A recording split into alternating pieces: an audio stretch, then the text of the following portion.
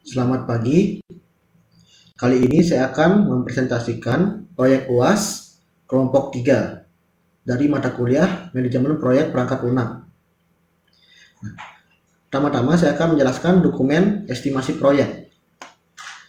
Sebelumnya, perkenalkan, nama saya Putu Ananda Wirawan, NIM 1101010011. Di dokumen pertama ini ada metode final point analysis, dapat estimasi saya dan arsitektur sistem yang merupakan mock-up dari aplikasi yang telah kami buat. Terlihat. Selanjutnya ada kompleksitas fungsional. Pertama ada external input atau EI. Sini ada terdapat tabel EI yang telah dibuat. Ini ada external output atau EO. Bawahnya ada external inquiry atau EQ. Selanjutnya ada internal logical files atau ELF. Dan berikut file tabelnya.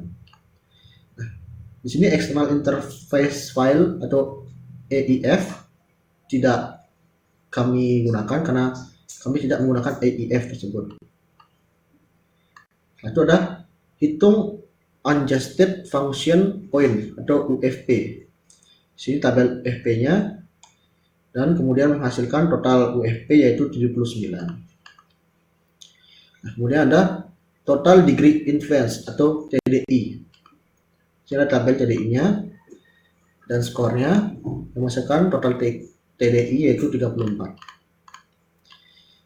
Hanya ada hitung field width adjustment factor atau VAF dengan rumusnya seperti ini dan hasilnya mendapatkan 0,99. Hanya hitung adjustment functional point yang rumusnya dapat dilihat dan menghasilkan total 78,21 FP. Selanjutnya ada productivity factor atau konversi AFP ke kilo. Sini terdapat tabelnya yang menghasilkan log 5318,28. Nah, di sini menggunakan bahasa pemrograman MySQL dan JavaScript. Sini ada estimasi effort proyek. Ada analisis koefisien EAF. Inilah tabel EAF yang telah dibuat yang menghasilkan total 2,033. Kemudian ada analisis jenis proyek. Jenis proyek perangkat lunak yang dikerjakan yaitu organic project karena tim pengembang yang dibutuhkan cukup kecil dan permasalahan dipahami dengan baik dan anggota tim berpengalaman dalam mengerjakan proyek yang serupa. Ada estimasi effort, time, dan people dalam kategori organic project. Di sini estimasi effortnya memiliki total 21.034 PM. Sedangkan estimasi time-nya menghasilkan 8,89396 months atau dibulatkan menjadi 9 bulan. Dan estimasi people yaitu 3,17185 people atau dibulatkan menjadi 3 orang. Selanjutnya di sini ada DFD dan ERD. Pertama yaitu diagram konteks. Dalam diagram konteks gambar secara umum mengenai hasil yang dibuat. Bawahnya ada data flow diagram DFD. Dapat dilihat DFD-nya seperti berikut. Kemudian ada entity relationship diagram ERD. Berikut diagram ERD yang kami buat. Selanjutnya ada relasi antar tabel. Di sini relasi antar tabelnya itu terdapat 5 tabel. Selanjutnya saya akan menjelaskan dokumen kedua, yang dimana dokumen kedua itu berisi tentang dokumen perencanaan proyek. Di sini dapat deskripsi proyek. Proyek kelompok yang kami buat yaitu salah satu aplikasi inventaris barang berbasis website yang berguna untuk manajemen pengolahan data menggunakan sistem yang minim digunakan, yaitu menggunakan metode scanner QR code atau barcode. Tujuan dari proyek yang kami laksanakan yaitu Salah satu contohnya, memeriksa dan mengontrol keluar masuk barang, termasuk barang hibah atau pemberian.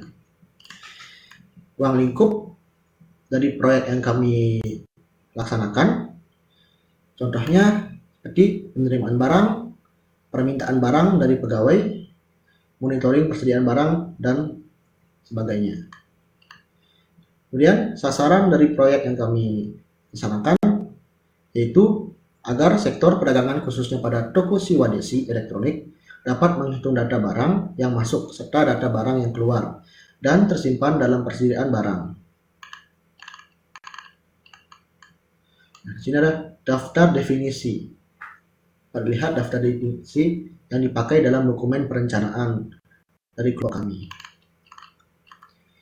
Nah, di sini ada struktur organisasi. Ini merupakan bagan organisasi yang kami miliki, yaitu ada manajer proyek, sistem analisis, programmer, desain interface, dan penguji. Nah, sudah peran dan tanggung jawab. Di sini saya sendiri berperan sebagai sistem analisis yang memiliki tanggung jawab menganalisis perilaku organisasi beserta fungsinya, yaitu menganalisis biaya, pengembangan sistem, dan rentang waktu. Selain menjadi sistem analisis, saya juga double job menjadi penguji yang tugasnya yaitu melakukan kebutuhan validasi dan kelayakan, menentukan setiap kerusakan serta inkonsistensi pada perangkat lunak. Kemudian ini merupakan foto dokumentasi dari tim proyek kami. Ini estimasi proyek. Sini rencana estimasi waktunya yaitu 31,92 man atau dibuatkan menjadi 32 bulan. Estimasi time-nya 32,34 man atau dibuatkan menjadi 32 bulan. Ini ada rencana estimasi jumlah pekerja. Pada dilihat sini pekerjanya ada manajer proyek 1, sistem analisis 2, desainer interface 2, programmer 2, penguji 2. Total 5. Atau di sini double job. Ada yang double job. Rencana jadwal proyek atau aktivitas proyek. Pada lihat aktivitas proyek yang kami buat dari awal hingga akhir proyek. Selanjutnya pengembangan jadwal. Berikut jadwal yang kami buat selama pengerjaan proyek dari awal inisiasi proyek hingga penutupan proyek. Itu ada timeline jadwal. Nah, di sini timeline jadwalnya dengan Gantt chart dapat dilihat. Kemudian rencana anggaran belanja atau RAB proyek, kisaran gaji atau honor run. Berikut adalah kisaran gaji yang kami berikan, dan ini merupakan referensi yang kami dapatkan dari link-link berikut yang telah kami sematkan pada laporan proyek kami. Selanjutnya di sini ada RAB yang kami anggarkan selama pelaksanaan proyek tersebut. Hingga total RAB yang kami miliki yaitu Rp44.555.666.